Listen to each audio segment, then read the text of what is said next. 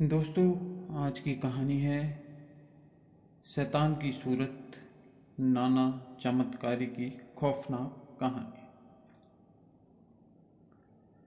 मुंबई की तंग गलियों और पुराने आश्रमों के बीच एक ऐसा रहस्य छिपा था जिसने कई मासूमों की जिंदगी को हमेशा के लिए बदल दिया। ये कहानी है नाना चमत्कारी की, जो अपने तंत्र मंत्र और चमत्कारों के नाम पर लोगों की आस्था का शिकार करता था, जिसने अपनी विकृत मानसिकता और अंधविश्वास की आड़ में अनेक निर्दोष महिलाओं की बलि चढ़ाई। इस कहानी में हम आपको ले चलेंगे उस अंधेरे रास्ते पर जहां अंधविश्वास और लालच के नतीजे ने मासूमों की जिंदगी को बर्बाद कर दिया। क्या होता है जब विश्वास का मुखौटा एक राक्षस की शक्ल में बदल जाता है? आइए जाने इस दिल दहला देने वाली दास्तान में। 1970 के दशक में मुंबई में एक साधारण इंसान के रूप में जन्मे नाना चमत्कारी, जिसका असली नाम गोपाल नाइक था, एक छोटे से गांव से आया था। बचपन से ही उसे जादू टोने, तंत्र मंत्र और ओझागुनी की कहानियों में दिलचस्पी थी। अपने गांव के मंदिर में उसने पुजारी के साथ काम करना शुरू किया, जहां उसने धार्मिक अनुष्ठानों और तांत्रिक विद्याओं के बारे में सीखा। जैसे जैसे समय बीतता गया, नाना ने इन विधियों में महारत हासिल कर ली और एक तांत्रिक बनने का फैसला किया। 1980 के दशक के अंत तक नाना ने खुद को एक चमत्कारी बाबा के रूप में स्थापित कर लिया था। उसने लोगों को यह विश्वास दिलाया कि उसके पास विशेष शक्तियां हैं, जिससे वह लोगों की समस्याओं को हल कर सकता है।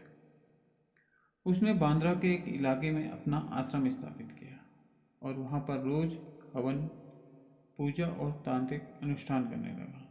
नाना का दावा था कि वह किसी भी समस्या का समाधान कर सकता है, चाहे वो पारिवारिक समस्या हो, आर्थिक तंगी या फिर किसी प्रकार की बीमारी।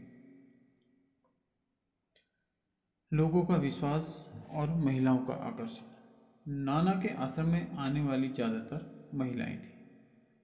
उन्हें उम्मीद थी कि नाना उनकी जीवन की कठिनाइयों का समाधान करेगा। वो महिलाओं को अपने चमत्कारिक जल, ताबीज और तांत्रिक विद्या से प्रभावित करता था। इन महिलाओं में से कई ने अपने जीवन में कठिनाइयों का सामना किया था, जैसे कि पति का छोड़ देना, बांझपन या पारिवारिक कलह। नाना महिलाओं को अपने प्रभाव में लेकर उनके साथ अलग अलग तांत्रिक अनुष्ठान करता था, जिसमें कुछ क्रूर और अवैज्ञानिक तरीके भी शामिल थे। वह यह दावा करता था कि ये अनुष्ठान उनकी समस्याओं को हल करेंगे, लेकिन असल में वह इन महिलाओं को अपने फायदे के लिए शिकार बना रहा था। पहला शिकार, गीता की कहानी। 1992 में गीता, जो एक गृहिणी थी और अपने वैवाहिक जीवन में परेशानियों का सामना कर रही थी, नाना के पास पहुंची। नाना ने उसे यह विश्वास दिलाया कि वह उसकी समस्याओं का समाधान कर सकता है। गीता अपने घर वालों को बिना बताए नाना के आश्रम में गई और फिर कभी वापस नहीं आई। गीता के गायब होने पर उसके परिवार ने पुलिस में शिकायत दर्ज कराई, लेकिन कोई सुराग न मिलने के कारण मामला ठंडे बस्ते में डाल दिया गया। बढ़ते गायब होने की घटनाएं। 93 से 95 के बीच नाना के पास आने वाली कई महिलाएं अचानक गायब हो गई। हर बार ये महिलाएं अपनी समस्याओं का समाधान ढूंढने के लिए नाना के पास जाती और फिर कभी लौटकर नहीं आती। पुलिस ने कुछ गुमशुदगी की रिपोर्ट दर्ज की, लेकिन कोई ठोस सबूत न होने के कारण नाना पर शक नहीं किया जा सका। नाना की तांत्रिक शक्तियों से डरकर लोग उसके खिलाफ बोलने से डरते थे। पुलिस जांच की शुरुआत। 1996 में राधा नाम की एक महिला भी गायब हो गई। राधा के भाई ने, जो एक समझदार और दृढ़ निश्चयी व्यक्ति था, अपनी बहन को ढूंढने का फैसला किया। उसे शक था कि नाना के आश्रम में कुछ गड़बड़ हो रही है। उसने पुलिस के साथ मिलकर नाना की गतिविधियों पर नजर रखनी शुरू की। पुलिस ने गुप्त रूप से नाना के आश्रम की गतिविधियों की जांच करनी शुरू की। चौंकाने वाले खुलासे। शैतान का असली चेहरा। नाना चमत्कारी का असली रूप तब सामने आया जब पुलिस ने उसके आश्रम पर छापा मारा। आश्रम के अंदर और बाहर का नज़ारा बेहद भयावह था, लेकिन सबसे चौंकाने वाला खुलासा उस कुएं से हुआ जिसमें कई महिलाओं की लाशें पड़ी थी। नाना के तांत्रिक अनुष्ठानों की सच्चाई ने पुलिस और आम लोगों को दहला कर रख दिया। तंत्र मंत्र की अंधेरी दुनिया। नाना चमत्कारी खुद को एक तांत्रिक बताता था, जो तंत्र मंत्र की गहराई और खौफनाक विधियों का अभ्यास करता था। उसने अपने अनुयायियों के बीच यह धारणा बनाई थी कि वह देवी काली और भैरव की पूजा करता है, जो कि तंत्र साधना में प्रमुख देवताओं के रूप में माने जाते हैं। लेकिन उसके तंत्र मंत्र का असली उद्देश्य शक्ति, वर्चस्व और अपने व्यक्तिगत स्वार्थों को पूरा करना था।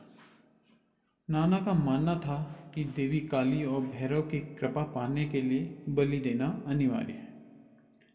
तांत्रिक विधाओं के अनुसार यह देवता विशेष रूप से रक्त की बलि से प्रसन्न होते हैं और इससे साधक को विशेष शक्तियां प्राप्त होती हैं।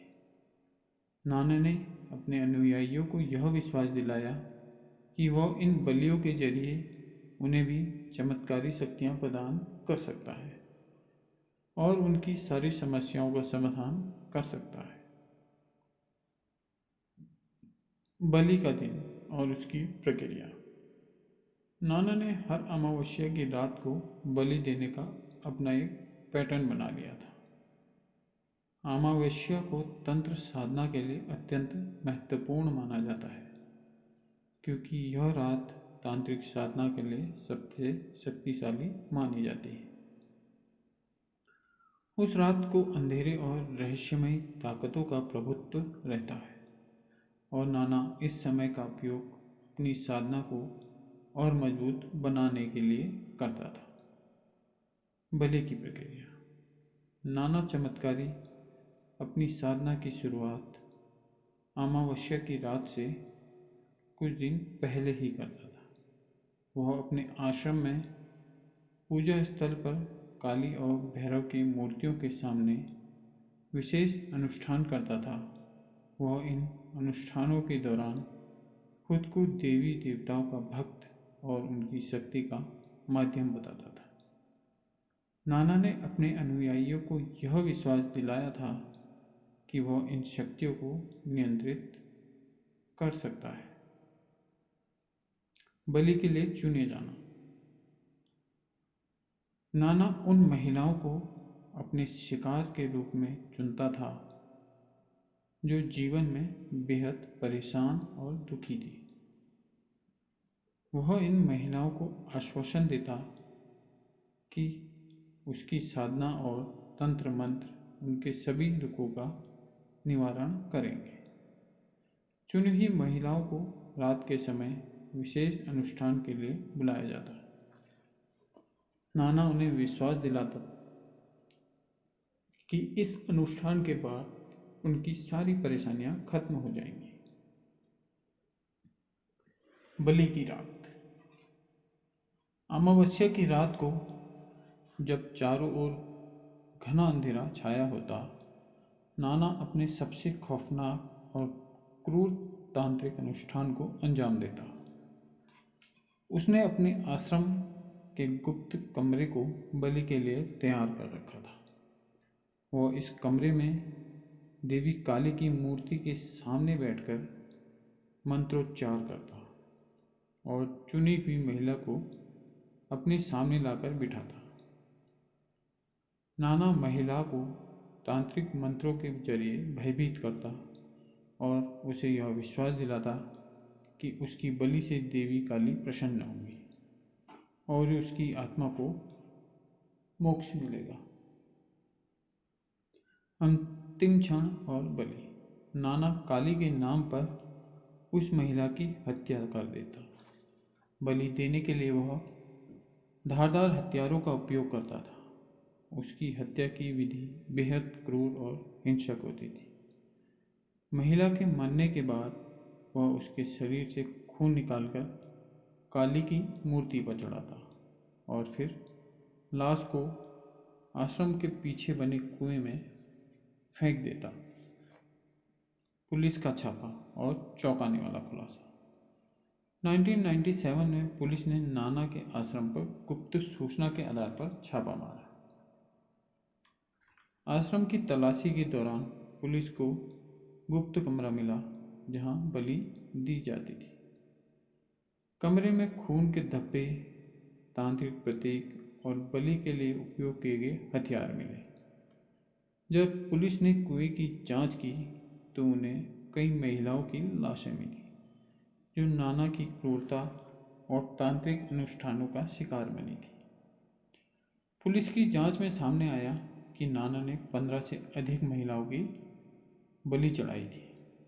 उसने यह स्वीकार किया कि वह इन बलियों के जरिए अपनी तांत्रिक शक्तियों को मजबूत बनाना चाहता था और अपने अनुयायियों के बीच अपना डर और वर्चस्व कायम रखना चाहता था। अरेस्ट और पूछताछ। नाना को तुरंत गिरफ्तार कर लिया गया। पुलिस की हिरासत में उसने अभी अपने सभी अपराध कबूल किए। पूछताछ में उसने बताया कि वह हर महिला को एक विशेष तांत्रिक विधि के जरिए मार डालता था और फिर उनकी लाश को कुएं में फेंक देता था। नाना ने लगभग 15 महिलाओं की हत्या की थी। नाना चमत्कारी के कबूलनामे ने पुलिस और जांच अधिकारियों को हिलाकर रख दिया था। उसके कबूलनामे से कई खौफनाक सच्चाइयाँ सामने आई जो उसकी तांत्रिक क्रूरता और मानसिक विकृति को उजागर करती हैं। उसने अपने अपराधों का ब्यौरा देते हुए कुछ चौंकाने वाले खुलासे किए। नाना चमत्कारी ने स्वीकार किया कि वह देवी काली और भैरव की पूजा करता था। उसने बताया कि वह मानता था कि अगर वह महिलाओं की बलि देगा तो उसे अनंत शक्ति प्राप्त होगी जिससे वह अपने अनुयायियों पर नियंत्रण और डर बनाए रख सकेगा। नाना ने अपने कबूलनामे में विस्तार से बताया कि वह बलि कैसे देता था। उसने कहा कि वह महिलाओं को अमावस्या की रात अपने आश्रम के गुप्त कमरे में ले जाता था। वहाँ वह उन्हें तांत्रिक अनुष्ठानों के दौरान डराने और मंत्रों के जरिए प्रभावित करने की कोशिश करता था। नाना ने बताया कि बलि देने से पहले वह महिलाओं को पूरी तरह से मानसिक रूप से कमजोर कर देता था ताकि वे उसका विरोध ना कर सके। इसके बाद वह उन्हें धारदार हथियारों से मार डालता था। नाना ने स्वीकार किया कि बलि के समय वह खुद को एक तांत्रिक सिद्धि प्राप्त कर रहे व्यक्ति के रूप में महसूस करता था और उसे ऐसा लगता था कि उसके हर वार के साथ उसकी शक्ति बढ़ रही है। पुलिस अधिकारियों ने नाना चमत्कारी के कबूलनामे के बाद मनोवैज्ञानिकों से उसका मूल्यांकन करवाया। मनोवैज्ञानिकों ने पाया कि नाना में गहरी मानसिक विकृति थी और वह खुद को एक अत्यधिक शक्तिशाली तांत्रिक मानता था जो किसी भी हद तक जा सकता था। उसने यह मान लिया था कि तंत्र मंत्र के नाम पर वह किसी भी अपराध को अंजाम दे सकता है और इससे उसे किसी प्रकार का डर या पछतावा नहीं होता। वो खुद को एक अत्यधिक शक्तिशाली तांत्रिक मानता था जो किसी भी हद तक जा सकता था। नाना चमत्कारी पर अदालत में मुकदमा चलाया गया। उसकी क्रूरता और बर्बरता के कारण उसे फांसी की सजा सुनाई गई। 2001 में उसे फांसी के तख्ते पर चढ़ा दिया गया। इस घटना ने पूरे देश को झकझोर कर रख दिया और लोगों को यह सिखाया कि अंधविश्वास और लालच में पड़कर लोग कितनी भयानक घटनाओं का शिकार हो सकते हैं। नाना चमत्कारी का कबूलनामा उसकी क्रूरता, तांत्रिक मानसिकता और मानसिक विकृति का स्पष्ट प्रमाण था। उसने बिना किसी झिझक के अपने अपराधों का ब्यौरा दिया, जिससे यह साफ हो गया कि वह एक मानसिक रूप से विक्षिप्त व्यक्ति था, जिसने तंत्र मंत्र के नाम पर निर्दोष महिलाओं की बलि चढ़ाई। उसके कबूलनामे ने न केवल पुलिस को बल्कि पूरे समाज को झकझोर कर रख दिया और यह घटना हमेशा के लिए एक खौफनाक याद बन गई। तो दोस्तों, ये कहानी थी एक तांत्रिक की, जिसने अपने तंत्र के नाम पर कई लोगों की जान ली और लास्ट में खुद भी मारा गया। ऐसी ही अन्य रोचक कहानियाँ सुनने के लिए प्लीज़ लाइक करें, सब्सक्राइब करें, शेयर करें हमारे चैनल को। और ऐसी ही और कहानियों के साथ हम आपसे आगे भी मिलते रहेंगे। धन्यवाद, नमस्कार, जय हिंद।